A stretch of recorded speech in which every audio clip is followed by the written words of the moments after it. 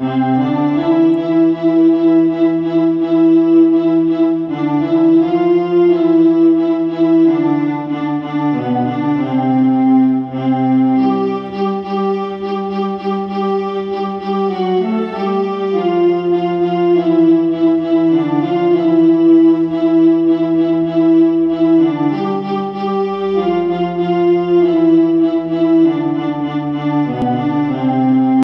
मोहतरम हफीज मैं मोहतरम अब्दुल हफीज़ साहब से गुजारिश करता हूं कि बराए करम आप डाइस पे तशरीफ़ लाए। असल में गालिब आसी साहब इतना मोहब्बत मोहब्बत मोहब्बत की रट लगाए हुए थे कि हफीज़ भाई के दिल में जो मोहब्बत का उसका इजहार करने के लिए आ गई है। एक 2 मिनट आपके लूँगा कि जी साहब। आज के सबसे पहले मैं एक शेर से अपनी बात को शुरू करूँगा। इरशाद।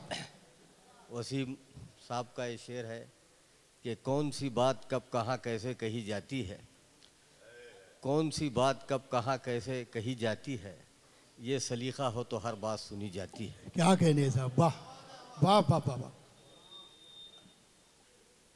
गुलिस्तान अदब नांदेड़ के इस कुल हिंद मुशायरा और किताब के रस्म इजरा में मौजूद आज के मुशायरे के सदर, मोअज़्ज़िज़ मेहमान शोरा, मुकामी शोरा और नांदेड़ और आतराफ के सभी सामाइन, सबसे पहले तो मैं हमारे दोस्त, हमारे नांदेड़ के शायर गालिब आसी साहब को और उनकी सभी टीम को मुबारकबाद देना चाहूँगा, जिन लोगों ने भी इस किताब की रस्म इजरा करने के लिए और इस मुशायरे के लिए ताउन किया है। मोहतरम अब्दुल हफीज़ साहब, एक बात अर्ज़ करना चाहता हूँ कि ये जो इतना आलिशान मुशायरा हो रहा है ये सिर्फ़ और सिर्फ मोहतरम गालिब आसी साहब के जेब ख़ास से हो रहा है, किसी से एक पैसा ताउन नहीं लिया गया है। इस बात के लिए एक मरतबा ताली बजा दीजिए आप लोग। उसमें आपकी दाद का ताउन है। अगर आप हाँ, ये ताउन है साहब। देखिए, लीडर होता है भाई, कहीं से भी अपनी बात निकाल अगर आप दाद नहीं देंगे और वो 1 करोड़ का भी मुशायरा है तो नाकामयाब हो जाए। बेशक बेशक।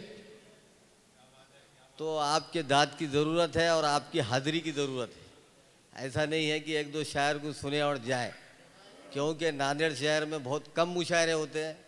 बहुत दिनों के बाद नांदेड़ शहर में मुशायरा, एक अच्छा मुशायरा, अच्छे शायरों की मौजूदगी में और अच्छे सामाइन की मौजूदगी में हो रहा है, ये बहुत बड़ी कामयाबी की बात है। जी, बहुत अच्छे साहब, जिंदाबाद जिंदाबाद। वाह।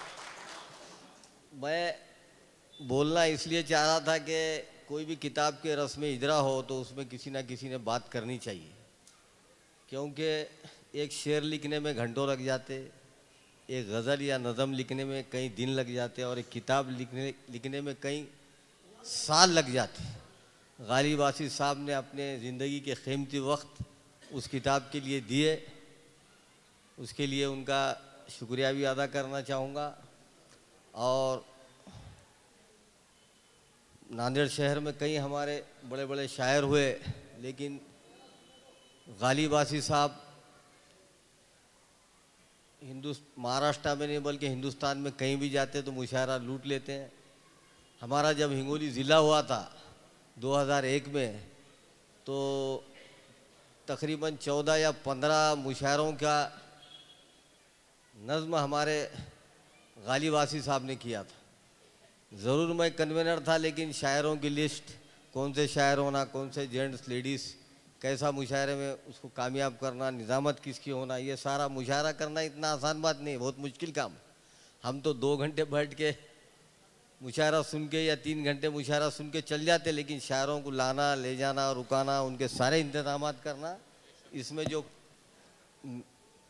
मैनेजमेंट या इंतज़ामिया जो होते हैं उनकी जो तकलीफ़ होती है वो मैं अच्छी तरीके से जानता हूँ। जी साहब। क्योंकि मैं पिछले 30 सालों से एक दिलीप कुमार फाउंडेशन का सदर हूँ और हर साल मेरा मुशायरा कहीं ना कहीं होता है, वो मुझे मालूम है क्या तकलीफ़ होती है। जी साहब, जी साहब। तो ज़्यादा बात नहीं करते हुए, गालिब आसी एक हमारे बहुत बड़े शायर हैं, उनके लिए आपने जो हिम्मत अफजाई दी, शायर शोरा हजरात भी यहाँ तक आए, उनका सबका मैं तहे दिल से शुक्रिया अदा करूँगा। और बहुत वक्त आपका ले लिया, मुझे असल में क्या है, मेरे नज़दीक एक घर में ही शादी है कल सुबह, इसलिए ज़्यादा देर आपके बीच नहीं रहूँगा। इंशाअल्लाह अगले मुशायरे में आपके साथ रहूँगा।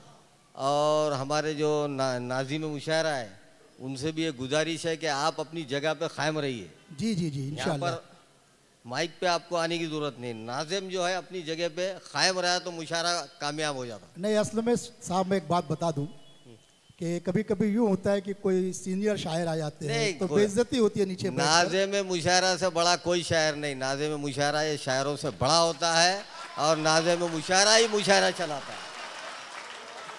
जी बहुत बहुत शुक्रिया। सही कहा ना मैंने। देखो मुझे ताईद मिल रही है, अब आपको अपनी बात को वापस लीजिए। जाते जाते एक शेर अर्ज कर दूंगा। हमारे गालिब आसिफ साहब आसी की नज़र मुनव्वर राना साहब का शेर है कि दरिया को ये जोम था कि मैं धारे पे आ गया। क्या कह रहे साहब? दरिया को ये जोम था कि मैं धारे पे आ गया, लेकिन मैं बच बचा के किनारे पे आ गया। दरिया को ये जोम था कि मैं धारे पे आ गया, लेकिन मैं बच बचा के किनारे पे आ गया। मुझको बुलाने वालों की उम्रें निकल गई, मुझको बुलाने वालों की उम्रें निकल गई, लेकिन मैं तेरे एक इशारे पे आ गया। शुक्रिया, जय हिंद, जय माता। दोस्तों, मोहतरम अब्दुल हफीज साहब अपने दिली जज्बात का इजहार कर रहे थे।